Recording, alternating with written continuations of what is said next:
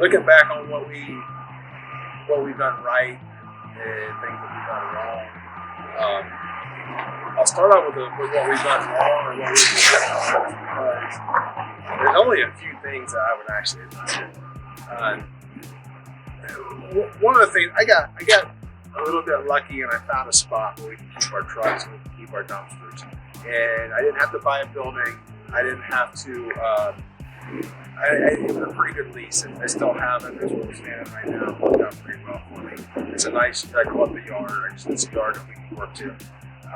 One of the tips I got before I started was, don't get a lot of overhead. You don't have to, especially when you start a business. And to be going out and buying a building or finding a yard and doing one of those things with overhead. So that is something that we actually did right and worked out nice for us. Doing it over, I would have gone just 100% dove in and got a hook lift truck for the get-go. Hook lift's just so much easier, so much less maintenance, less tires, less brakes, less issues just overall in running a hook lift truck versus a chassis. I don't see any real benefit to a chassis unless you just you need to use you want to take your dually or your 3500 or whatever it is, and you want to use that and try to make a little bit of side cash. That being said, side cash, I don't think that you can do this business unless you're going to go 100%. And that's what we did. We went 100% from the start, and it was my full-time job. So the only real regret that I have is it's just not doing it from the get-go.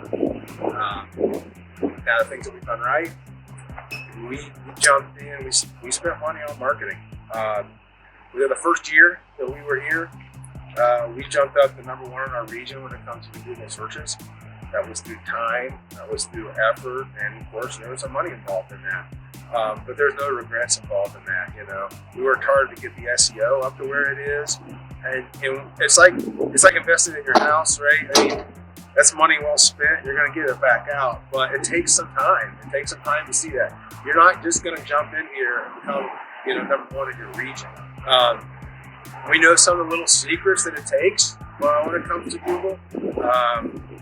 We're seeing it with our other franchise that we're running up in Columbus. We're trying to. We made significant strides there on Google because we put the time, the money, and the effort into it. But that's one of the things that we really did right from the get-go. We decided our marketing strategy is going to be 10%, and actually our first year, I'd say our first full year, we were more than 10%. So if you're crunched for cash and you need that money, that sounds tough. That sounds hard. But if you're looking at it long term, like it's the investment that you want it to be, and that's what you're doing, it's really not that much, and it is more than paid off. And I would guess, we could run it back from 10% now because of where we stand. I wouldn't want to because we got more and more that we're wanting to do. But our name's out there now. People recognize our logo. People see our trucks. We're getting all kinds of visibility from it. It's something that you probably wouldn't have to do, but I would highly, highly suggest spending 10% on your marketing. If you don't have a marketing guy, you better get one. If you think you're your marketing guy, especially if you're an old guy like me, you're wrong, because business is changing so fast you can't stay on top of it. If you're trying to run a business, you're trying to run a dumpster business, and you're trying to market your business, that's a huge mistake, man. There's no way I would do that. I wouldn't even attempt it. Some guys, their ego says, I have to do this, I can handle it, I can do it. Good luck. I wouldn't want to do it. But things we did right is we weren't afraid to take chances. I mean, like I said, before the end of my first 3 months, I'd already bought another chassis. And it wasn't 6 months longer. We were into hook lifts. And it's not going to be much longer. We're going to be going into bigger trucks, into the CDL side, the 30s and 40s. I don't know where we go after that, but I've just learned so far in this business. It seems like we got a good team that we put together, and we just keep staying more and more aggressive. And we've had a little winter slowdown because we got some snow. You can probably see in the background. We had a lot of cold the first of the month, and the first slowdown we've had. It's already picking back up. I don't see any reason why we shouldn't just keep our foot on the gas, just keep being aggressive. That would be my advice to anybody who's in this business. Now, you don't want to be super aggressive in December and January, especially if you're up in the north. You got to think, you got to understand when you're going to have your good times, your bad times, and when you're going to make money, and when you just got to shelter down and survive. But I would not be afraid to be more aggressive and to figure it out. If you want to do this, if you want to make money, if you want to make it your living, which I got to tell you, it's silly as it sounds, you're running dumpsters. We have a blast doing it. I've hired a crew of guys that are friends, family, people I've gotten to know real well. There's nobody here, I assure you, we'll probably interview them one by one. There's nobody here who dreads coming into work every day. We have a good time doing this. But if you want to make that living, if you want this to be your career, if you want to turn it into something, spend the money. That's what you have to do. We're on the topic of dumpsters, starting this business, and you talked earlier about mistakes that we've made, what we do different, what we did right, what we did wrong. So this is our first year in business, first full year. We had a couple of months leading up to this, so I guess we got a little practice, knew what we could do, what we couldn't do.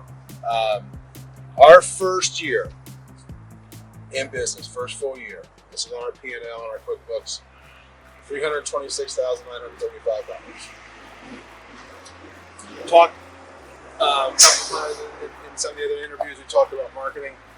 I said 10%, that's what I wanted to do. Well, we did more in marketing in our first year than 10%, and I don't regret that one bit. Something else to think about, we discussed, depending on where you are in this business, is this going to be something you want to do full time? Is it something you want to be up above and manage? However you want to do it. I was going to do it myself. I just wanted to do a couple dumpsters myself. I was going to run them, just have a truck, run a couple a day, kind of a retirement gig. When I started getting a little too competitive and started seeing opportunities, and that's when we started growing. So I had to bring on labor. So that's $53,000 the first year that we paid in labor. Insurance, that sure has gone up, I'm pretty sure. The second year, and I know we're on the third year, we paid $12,000 in insurance. Talked also in one of our previous interviews about keeping your overhead low. This is the yard. This is what we call the yard right here where we are. We paid $4,000 for the first year in rent. Now, I've brought in a couple more spaces, so that rent's going to go up in our second year, but it's well worth it. So, $4,000 in rent we paid. Okay, here's the big number. Disposal. The way we run our business, when you rent this dumpster, this is a 25 cubic yard, or we just call them 25s. You get 3,000 pounds included in this. I know some guys, especially even guys around where we're at, they'll give you whatever, whatever is included in it. They don't even have them in they don't have a number of pounds that they include. They just say whatever you fill it with, you take it. We don't do that. I just, as I explain to my customers, you got to cover your costs. If you dump 12,000 pounds in this dumpster, I'm losing money because I'm getting charged by the pound. We can't do. We have to cover ourselves. So we do have overages. This one includes 3,000 pounds. Anyways, our disposal fees were $47,000. Well, $47,000 at $326. That's a pretty high number. You don't have a choice. You can go. We go to the transfer station. We get charged by the pound. That we scale in and we scale out. You can go to the landfill. We're currently doing that in one of our other operations, and we're also currently changing tires at a rapid pace. I mean, it's unbelievable how many flat tires you get going to these particular landfills. Transfer station, since we started with hook lifts, again, now we're going on almost 2 years. I've had 2 flat tires. Running the chassis and going to the landfills, I can't even count the amount of tire. I promise you it's one a month. between the chassis and between the dually tires, it's one a month, easy. So, anyways, disposal $47,000. Another one, fuel. You're not getting away from that. We charge mileage. We do a 15-mile radius from our base right here at the yard. Once you go outside of that 15-mile radius, we're charging by the mile. You just have to. I mean, some of you guys, maybe you don't want to do it. Maybe you don't want to do it when you're starting off. I can see that. Not want to charge mileage starting off because you need the business. But after a while, especially when you figure out how much time it takes you off the road, once you're rolling like we are, you have to charge mileage. So vehicle repair and maintenance. First year, that's a lot of money for vehicle repair and maintenance, especially when the trucks and the chassis were new. That's another reason why we moved away from the chassis system. $18,000. One time, I mean, a battery, what happened was a battery had slipped. When we're driving it, two wires hit each other inside of the chassis, sparked, blew out my winch. You know, the winch just quit working because it sparked inside of there. So next thing you know, we're dead in the water, right? You can't make revenue with your chassis down. One of the things I learned, that's why I bought two, just in case one went down, I could cover for it. But that was like a $3,400 repair right there. And that was something that I couldn't have prevented. There's really, when it comes to those chassis, I mean, you can stay up on your winch, you can stay up on your cables, you can stay up on your tires, it doesn't matter. It doesn't matter, they go bad. $18,000 in repair. I don't know what 2024 shows in vehicle repairs. I have to believe with just a hookless and running 3 of them in 2024, we're much less than $18,000. I don't mean preventative maintenance. Some of that's going to be in there through oil changes, and things like that. But the chassis were so expensive that first year, and we didn't abuse them. I mean, we did pull some heavy loads, but we didn't really abuse them too much. I've seen some chassis out there. The guys are putting heavy loads on, man, and the axles are breaking. Man, we were pretty careful about that, and it was still pretty hard for us. Getting back to our expenses, general expenses. This is just we did $10,000 of just things you needed to start the business up: boards, jacks, extra winches, extra batteries. We did some uniform cloths. Trying to think of all the stuff that we put in there, but it's all on our QuickBooks. It's all followed by that, but it was $10,000 just in general, just in a startup. Phones, $2,000 on phones. That sounds awful expensive, but I'm gonna tell you, all of our drivers have an iPad and they have a work phone, and the iPad allows them to track our dumpsters. It allows them to get dispatched through that iPad. Working on a phone's nice, but when you have that iPad right there and you can look at it and you can communicate, you can pull up who your customer is, you can call them, you can check, that you picked it up. The iPad makes it so much easier and so much nicer to work with. So every one of our drivers has an iPad. That's why we have a heavier phone expense in the first year. Plus we had to initially buy them and get them paid for that first year. Miscellaneous fees. I know we had some uniform fees. We had tarps. I think tarps may have been in general, but we had tarps that we had to buy. We had to reshape some of those tarps and refit them. But in general, we had $3.7 thousand. Loans. We had loans for the trucks and we had loans for the chassis, the first chassis system. The PJ, the chassis system, we started that off on a loan. So that was our loan payment. So at the end of the year, our first full year, we netted $66,000, $66,095.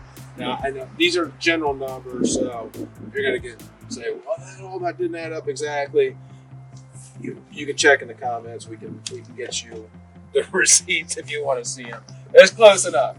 We did 66 in our first year.